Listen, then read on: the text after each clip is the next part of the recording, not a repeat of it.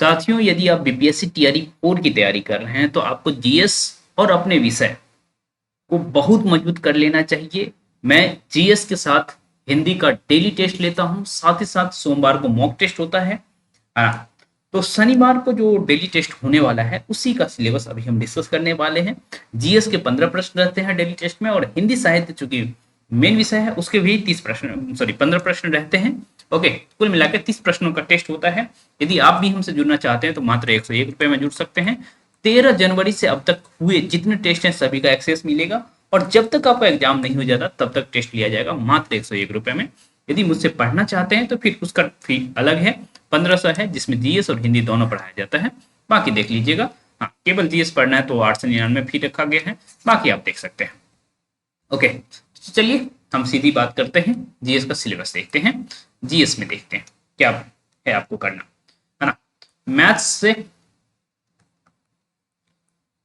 Second chapter आप कर लेंगे, सेकेंड चैप्टर का पूरा कर लेंगे, उसमें आधा करने की जरूरत नहीं है, उसमें बहुत सारे कम प्रश्न है ना, तो उसको बहुत अच्छे से कर लीजिएगा। ओके, आपको पीडीएफ भेजा जा चुका है, जो हमारे साथी जुड़े हुए हैं हमसे, है ना, उनको पता है कि कौन सा पीडीएफ है। तो जाइए, जो आपका खजाना है उस खजाने में उस पीडीएफ को दे करके खूब अच्छे से पढ़ लीजिएगा मैथ्स। ओके, मैथ्स बनाइए। आप हिंदी के हैं, क्या हो गया, मैथ्स बनाइए। यदि आप 8 का 8 क्वेश्चन सही कर लेंगे, मैथ्स ऐसा विषय है कि आप उसमें 8 का 8 कंफर्म सही कर सकते हैं, है ना। तो यदि 8 नंबर का आप लीड ले लिए ना, तो कोई आपका सिलेक्शन नहीं रोक सकता है, ये बात 100% तय है ना। मैथ्स और उसके नीचे साइंस, यदि इसमें भी आप ले लिए ना 8 नंबर का लीड, तो आप 100% लिख के रख लीजिए। आप यदि हिंदी साहित्य के स्टूडेंट हैं और मैथ्स और साइंस में 8-8 क्वेश्चन का लीड ले लिए, है ना, चलिए साइंस में 8 का 8 नहीं ले सकते हैं तो 7 ही ले लीजिए, 6 ही ले लीजिए, लेकिन मैथ्स में 8 का 8 ले लीजिए। कुल मिला के 14 क्वेश्चन में यदि आप लीड ले लिए ना, तो कोई नहीं रोक सकता है, 100% श्योर रहिए। ठीक है, तो आप अच्छे से मैथ साइंस पे फोकस करिए, है ना, और जो मैं एनसीईआरटी पढ़ा रहा हूँ उसी आधार पे पढ़िए, कुछ इधर उधर करने की जरूरत नहीं है। ओके, कोई भी वन लाइनर ये सब कोई काम आने वाला नहीं है, एनसीईआरटी ही काम आएगा, तो एनसीईआरटी पढ़िए। तो अभी क्लास 10th का साइंस में आपको पढ़ा रहा हूँ, चैप्टर 9 से पढ़ा रहा हूँ, चैप्टर 9 में, है ना, प्रकाश पढ़ा रहा हूँ। प्रकाश में भी आगे जाकर के मैंने पढ़ाया है दर्पण सूत्र। ओके, दर्पण सूत्र को अच्छे से कर लीजिएगा। उससे ऊपर के जो भी कंटेंट है, चाहे अब तक दर्पण में प्रतिबिंब का बनना हो, तो दर्पण में प्रतिबिंब का बनना हो, या और भी बातें जो भी हो, है ना, बेसिक से लेकर के एडवांस तक मैं ले जा रहा हूँ, है ना। आप समझिए कि इतने अच्छे से तो जीएस वाले जो रियल वाले स्टूडेंट हैं, जिनको साइंस का ही टीचर बनना है, वो इतने नहीं पढ़ रहे होंगे जितना मैं जीएस आपको पढ़ा रहा हूँ। लेकिन भाई मैं समझता हूँ कि जरूरत की चीज है, भले हमें समय लग रहा है ना, कि कितना मैं पढ़ाऊँ जीएस, लेकिन ठीक है। ओके, तो करिए कोशिश। भूगोल में क्या करना है आपको, भूगोल में, है ना, मुझे लगता है कि कल नदी सिस्टम मैं कंप्लीट करा दूंगा। शनिवार है फिर भी मैं क्लास लूंगा, है ना, और कोशिश करूंगा नदी सिस्टम कंप्लीट हो जाए आपका। ओके, तो भूगोल में आप 9th और क्लास 11th दोनों एक साथ पढ़ रहे हैं। चैप्टर 3 दोनों में है, अफवाह तंत्र पढ़ रहे हैं। और रात में मैंने आपको गोदावरी गोदावरी ही पढ़ाया हूँ ना, कोई और पढ़ाया, गोदावरी ही पढ़ाया हूँ, और साथ ही साथ कृष्णा रिवर मैंने पढ़ाया। इससे पहले मैंने महानदी पढ़ाया था, उससे पहले आपको मैंने पढ़ाया था ब्रह्मपुत्र, उससे पहले मैंने आपको गंगा, उससे भी पहले आपको सिंधु पढ़ाया हूँ। इस तरह से नदियों को आप पढ़ रहे हैं। ओके, तो जाइए अच्छे से सभी नदियों की तैयारी करिए, है ना, खूब अच्छे से पढ़ लीजिएगा इसको, ठीक।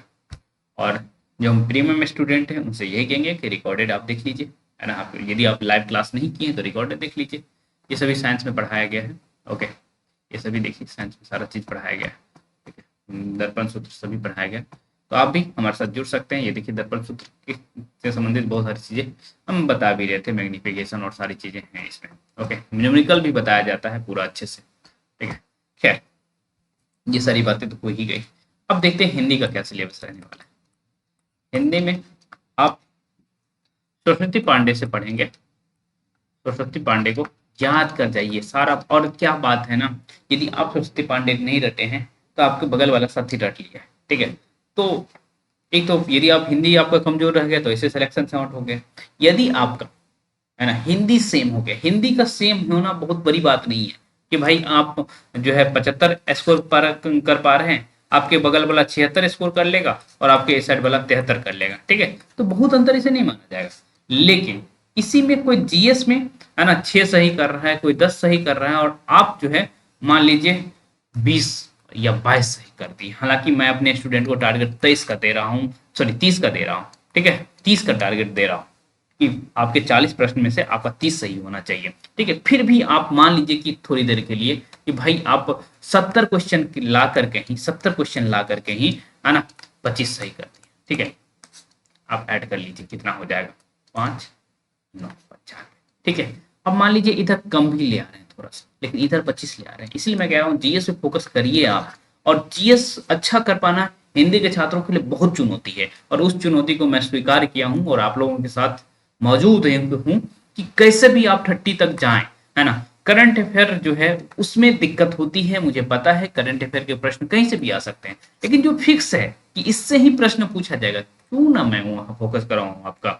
तो जो 32 प्रश्न है ना, उसमें से मैं चाहता हूं कि कम से कम आप है ना 27 28 सही कर लें, ठीक है। और करंट अफेयर ऐसा भी बुरे दिन नहीं आएंगे कि आप 4 5 सही ना कर पाए, 3 4 भी सही कर लें तो भी 30 हो जाएगा। इसीलिए मैं कहता हूँ जीएस पे फोकस करिए कि कम अंक हिंदी में आया फिर भी जीएस की वजह से आप सिलेक्टेड होंगे और आपके टक्कर में कोई नहीं रहेगा। और जीएस में जिस दिन कॉन्फिडेंस आ गया ना, हिंदी में अपने आप कॉन्फिडेंस आ जाएगा, ये बात तय मानिए, ठीक है।